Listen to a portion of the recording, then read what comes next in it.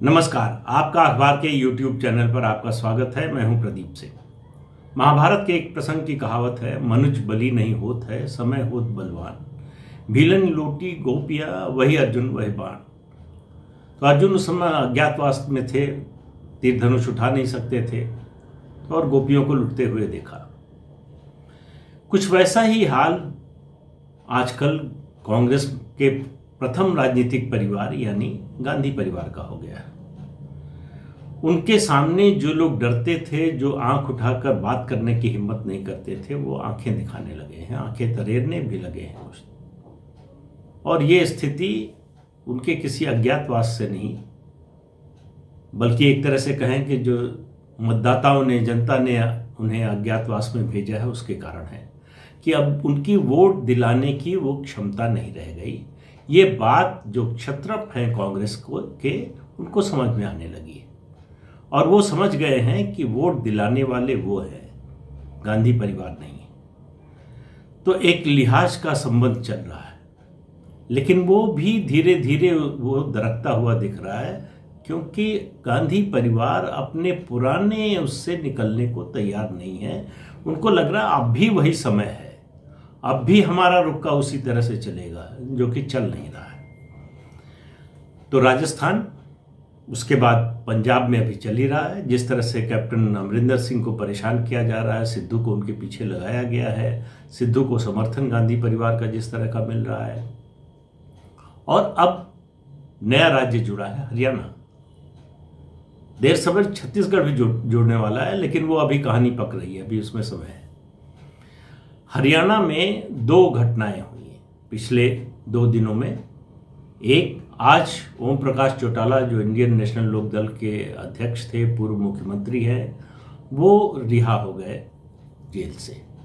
भ्रष्टाचार के एक मामले में जो है वो जेल में थे पिछले 9 साल से ज़्यादा समय से, वो रिहा हो गए हैं। तो हरियाणा की जाट राजनीति में एक बदलाव का संकेत दिखाई दे रहा है। और उनके रिहा होने की खबर आने के बाद, यानी रिहाई की जो घोषणा हुई अभी 4-5 दिन पहले, उसके बाद कांग्रेस के नेता, वहाँ विधायक दल के नेता और पूर्व मुख्यमंत्री, 10 साल मुख्यमंत्री रहे भूपेंद्र सिंह हुड्डा ने अपनी पहलकदमी कर दी, अपनी पहली चाल चल दी। उन्होंने कांग्रेस के जो हरियाणा के प्रभारी हैं, उनके पास 19 विधायकों का प्रतिनिधिमंडल भेजा 23 का था, पहुंचे 19 ही। और उन्होंने कहा कि अब प्रदेश अध्यक्ष जो है वो हुड्डा साहब को बनाया जाना चाहिए। अब आप बात को समझिए, ये बहुत सामान्य बात नहीं है। सामान्य बात इसलिए नहीं है कि हुड्डा लगातार गांधी परिवार पर दबाव बनाने में कामयाब होते रहे हैं। एक समय सोनिया गांधी भजन लाल को नहीं चाहती थी, इसलिए भजन लाल चुनाव जिताकर लाए, उसके बावजूद उनको हटाकर भूपेंद्र सिंह हुड्डा को गद्दी सौंपी गई।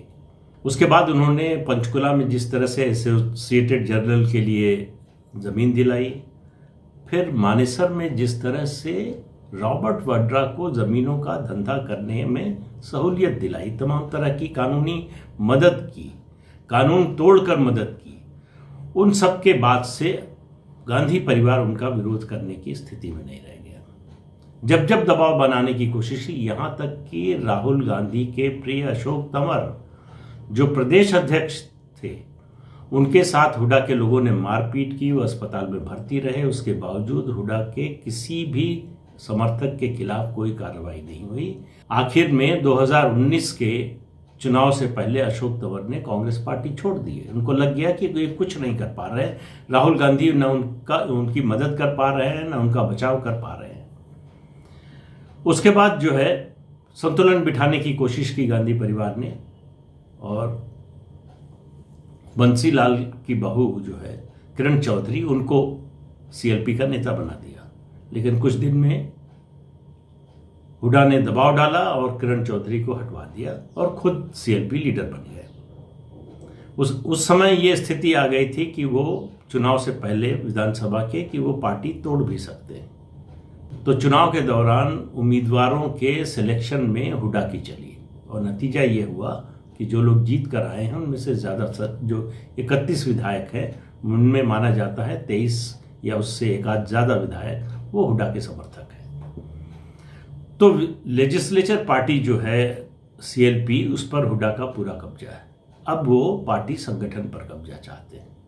इस समय कुमारी शैलजा हैं प्रदेश अध्यक्ष, उनको हटवाना चाहते हैं और उसके लिए उन्होंने दबाव बनाना शुरू कर दिया है। अब तो हरियाणा में अब वंशवादी 2 पार्टियों का युद्ध शुरू होने वाला है। जाट वोटों के लिए इनके बीच लड़ाई शुरू होने वाली है। बीजेपी के लिए इससे अच्छी स्थिति कुछ नहीं हो सकती है, क्योंकि जाट इस समय पहले भी साथ नहीं था बहुत, लेकिन उतना खिलाफ नहीं था 2014 के चुनाव में और 2019 के लोकसभा चुनाव में। लेकिन उसके बाद से जो है जाट विधानसभा चुनाव में भी अब भी ये जो कथित किसान आंदोलन है उसके नाम पर बीजेपी के खिलाफ है, और जो खिलाफ है वो उनमें लड़ाई होगी अब हुड्डा और चौटाला परिवार के बीच में। परिवार में भी बंटवारा हो चुका है। एक हिस्सा जो है दुष्यंत चौटाला के नेतृत्व में जो नई पार्टी बनी वो अब बीजेपी की सहयोगी पार्टी है। चौटाला की पार्टी उनके पिता देवीलाल के समय से बीजेपी के साथ अलायंस करती रही है। तो इसलिए जो है बीजेपी के लिए ये बहुत ही अच्छी स्थिति है कि इन 2 गुटों की लड़ाई हो। लेकिन आप देखिए कि गांधी परिवार के साथ क्या हो रहा है। जो सोनिया गांधी की तिरछी निगाह से डरते थे जो लोग, आज वो लोग आंखें तरेर रहे हैं। राजस्थान में अशोक गहलोत के बारे में एक समय ये मजाक सा चलने लगा था। कहा जाता था उनसे कुछ भी पूछिए तो कहते हैं कि सोनिया जी से पूछकर बताएंगे। वो स को श बोलते हैं तो कहते थे सोनिया जी से पूछकर बताएंगे। आजकल वो सोनिया जी से पूछने की भी ज़रूरत नहीं समझते, वो मिलने की भी ज़रूरत नहीं समझते। दिल्ली आने से मना कर दिया है उन्होंने। और उधर सचिन पायलट को प्रियंका वाड्रा उनको आश्वासन पर आश्वासन दे रही है और कुछ हो नहीं रहा। बिल्कुल किसी भी हालत में अशोक गहलोत सुनने को तैयार नहीं है। सचिन पायलट के लोगों को एडजस्ट करने को तैयार नहीं है। सचिन पायलट लगातार लड़ाई लड़ रहे हैं जमीन पर भी, पार्टी के स्तर पर भी, और वो ये बताने की कोशिश कर रहे हैं कि किस तरह से उनके साथ अन्याय हो रहा है।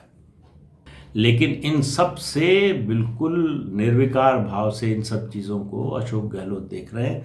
उनके लिए उनका जो रवैया इस समय है, जो उनका व्यवहार है, जो उनकी बातचीत है, जो उनके बयान है, उससे लगता है कि जैसे कांग्रेस में हाई कमान नाम की कोई संस्था रही ही नहीं गई है, बची ही नहीं है।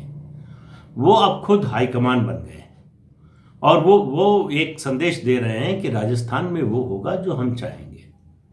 और पंजाब में आपसे कुछ छुपा नहीं है। पंजाब में सिद्धू को कैप्टन अमरिंदर सिंह के बराबर खड़ा करने की लगातार गांधी परिवार कोशिश कर रहा है, उनको खड़ा करने की, और वो कैप्टन होने नहीं दे रहे। उनको अंदाजा लग गया। मैंने पहले ही कहा था कि उन्होंने जो है एक गुगली फेंकी थी पहले कि दोनों कैसे सिख हो सकते हैं, वो भी जट सिख, मुख्यमंत्री भी और प्रदेश अध्यक्ष भी। ये सवाल उन्होंने गांधी परिवार के सामने उठा दिया था। कमेटी जो 3 मेंबर की बनी है उसके सामने भी ये बात रखी उन्होंने। और फिर उनको लगा इधर कि ये जो मुलाकातें हो रही हैं, आप देखिए प्रदेश का मुख्यमंत्री, सबसे लोकप्रिय नेता, वरिष्ठ नेता, जो पार्टी के लिए लगातार काम करता रहा है, उसकी मुलाकात गांधी परिवार के किसी सदस्य से नहीं होती। लेकिन सिद्धू की मुलाकात, लंबी बातचीत प्रियंका वाड्रा से होती है, फिर राहुल गांधी से होती है। दोनों सिद्धू से मिलने को तैयार हैं, उनके लिए समय है। लेकिन 2 बार दिल्ली आकर लौट चुके हैं कैप्टन अमरिंदर सिंह, उनसे मुलाकात नहीं हुई। तो कैप्टन को यह अंदाजा लग गया, समझ में आ गया कि ये लोग सिद्धू को प्रदेश अध्यक्ष बनाने की तैयारी कर रहे हैं। जो सुलह का फार्मूला निकल रहा है वो यही निकल रहा है कि कैप्टन जो है वो चीफ मिनिस्टर बने रहे, उन्हीं के नेतृत्व में चुनाव लड़ा जाएगा, सिद्धू प्रदेश अध्यक्ष होंगे, और ये अघोषित रूप से है कि चुनाव के बाद सिद्धू मुख्यमंत्री हो जाएंगे। ये हाईकमान का फॉर्मूला है। कैप्टन को मालूम है कि इस फॉर्मूले को स्वीकार करने का मतलब है कि चुनाव के बाद, नतीजे आने के बाद उनको ये घोषणा करनी पड़ेगी कि वे सक्रिय राजनीति से रिटायर हो रहे हैं, हट रहे हैं। ये कैप्टन चाहते नहीं, ये कैप्टन होने नहीं देंगे। क्यों होने नहीं देंगे? उससे पहले उसको रोकने के लिए वो क्या कर रहे हैं। कल उन्होंने विधायकों की बैठक बुलाई।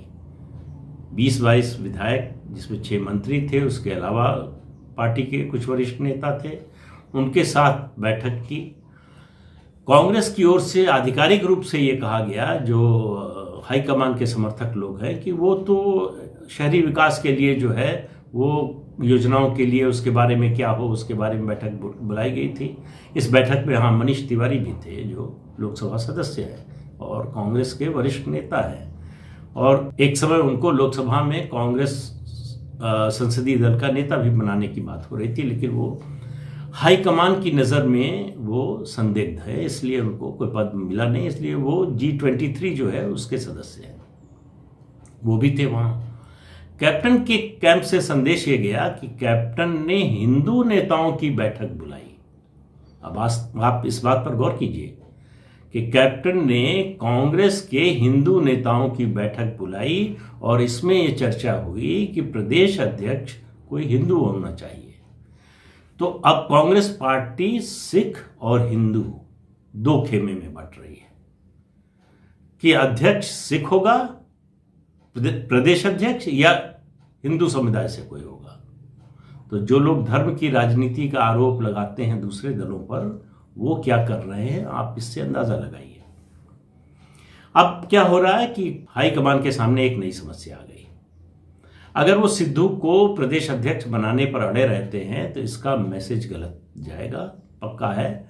फिर कांग्रेस के जितने विरोधी हैं सब कहेंगे कि कांग्रेस को हिंदुओं का वोट नहीं चाहिए, और अगर ये प्रचार करें, ये इस बात का ढिंडोरा पीटे बाकी दल, तो उसमें गलत क्या होगा।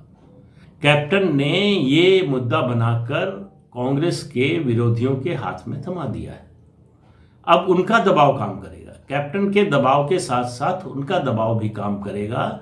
जब अकाली दल, जब आम आदमी पार्टी, जब बीजेपी, तीनों पार्टियां ये आरोप लगाएंगी कांग्रेस पर कि ये हिंदू विरोधी पार्टी है। हम तो पहले से कह रहे थे, देखिए ये प्रदेश अध्यक्ष भी बनाने को तैयार नहीं है, मुख्यमंत्री चाहते हैं तब भी नहीं बनाने को तैयार है। तो सवाल हाईकमान पर उठेगा, तो कांग्रेस के शीर्ष नेतृत्व पर उठेगा, गांधी परिवार पर उठेगा। कैप्टन ने उस जो उनकी ओर तोप का मुंह था उसको मोड़ दिया हाईकमान की ओर, कि अब जो गोला बारूद निकलेगा उसकी जद में, उसके निशाने पर जो है हाईकमान होगा।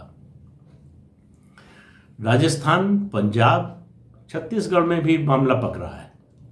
छत्तीसगढ़ में भी जब मुख्यमंत्री का फैसला हुआ था तो हुआ था कि 2.5 साल दो नेताओं के बीच में, जो वहाँ के स्वास्थ्य मंत्री हैं और जो अभी मुख्यमंत्री हैं, लेकिन भूपेश बघेल छोड़ने को तैयार नहीं है, तो अब वहाँ दबाव बढ़ रहा है।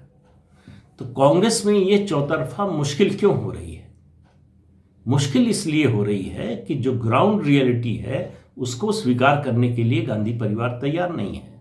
वो इस मुगालते में अभी भी जी रहा है कि वो जो चाहेगा, उनकी जो इच्छा होगी वो ग्राउंड रियलिटी बन जाएगी।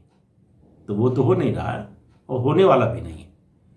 न राजस्थान में उसको अशोक गहलोत होने देंगे, न पंजाब में उसको कैप्टन अमरिंदर सिंह होने देंगे, न हरियाणा में भूपेंद्र सिंह हुड्डा होने देंगे, और न ही छत्तीसगढ़ में भूपेश बघेल होने देंगे। तो ये 4 मोर्चे हाईकमान के खिलाफ खुलने जा रहे हैं। इनमें से 2 कम से कम, पंजाब में कैप्टन अमरिंदर सिंह और हरियाणा में भूपेंद्र सिंह हुड्डा, इन दोनों में पोटेंशियल है, और इनको ज़्यादा दबाव दिया गया तो ये निकलकर अपना क्षेत्रीय दल बना सकते हैं। तो हो सकता है कि इन दोनों राज्यों में कांग्रेस इतिहास बन जाए। क्षेत्रीय दल जो है वो कांग्रेस का वोट लेकर चला जाए, जैसे दिल्ली में आम आदमी पार्टी लेकर चली गई, और कई राज्यों में इस तरह से हुआ। उसी ओर पंजाब और हरियाणा बढ़ रहा है। अब ये कांग्रेस के लोगों पर है कि वो इसे रोक पाते हैं या नहीं, वो हाईकमान को ये समझा पाते हैं कि नहीं कि वास्तविकता बदल गई, परिस्थितियां बदल गई। अब आपका वो रुतबा नहीं रहा, आपकी वो ताकत नहीं रही, क्योंकि आप कुछ देने की स्थिति में नहीं है। आपकी सरकार नहीं है केंद्र में, इसलिए आप कुछ नहीं कर सकते। आप वोट नहीं दिला सकते, इसलिए और कुछ नहीं कर सकते। और जो लोग अड़े हैं, सामने खड़े हैं, वो वोट दिलाने की क्षमता रखने वाले नेता हैं, वो संगठन को चला सकने वाले नेता हैं। तो इसलिए प्रियंका वाड्रा कुछ भी बोले, उनके बोलने से, बुलाकर बात कर लेने से फैसला नहीं होने वाला है। और फैसला वो कर भी ले अपने स्तर पर तो लागू कराने की ताकत नहीं है। तो इन परिस्थितियों को देखते हुए आने वाला समय कांग्रेस के लिए और खराब होने वाला है। और इस खराब को और खराब बना रहा है अड़ियल रवैया कांग्रेस हाईकमान का, गांधी परिवार का। ये परिवार पार्टी पर जितने दिन काबिज रहेगा, पार्टी के लिए उतने दिन मुश्किलें बढ़ने वाली हैं। इसमें अब कोई दो राय नहीं रह गई। यही कारण है कि बरसों तक इस पार्टी का ढोल बजाने वाले, समर्थन करने वाले, इस पार्टी से तमाम तरह का फायदा उठाने वाले जो बुद्धिजीवी और इंटेलेक्चुअल्स हैं, वो भी अब लिखकर कह रहे हैं कि इस परिवार से मुक्ति में ही कांग्रेस की मुक्ति है। तो इससे आप अंदाजा लगा लीजिए कि इस समय स्थिति क्या है कांग्रेस की। आज के अंक में बस इतना ही। अगले अंक में फिर मिलेंगे किसी नए मुद्दे के साथ। तब तक के लिए इजाजत दीजिए। नमस्कार। हाँ, संडे स्पेशल की बात करना जरूरी है। इस बार संडे स्पेशल में चूंकि आज कांग्रेस की बात की है, इत्तेफाक से संडे स्पेशल में भी कांग्रेस की ही बात है कि कुछ अपवाद भी होते हैं। गांधी परिवार से डरने वालों की बात तो मैंने की, लेकिन एक नेता कांग्रेस का ऐसा भी था जो इंदिरा गांधी से कभी डरा नहीं, झुका नहीं। झुकना तो दूर, चुनौती देता रहा लगातार, और चुनौती देकर अपनी ताकत दिखाता रहा। उस नेता की बात करेंगे। इंतजार कीजिए संडे का। तब तक के लिए इजाजत दीजिए। नमस्कार।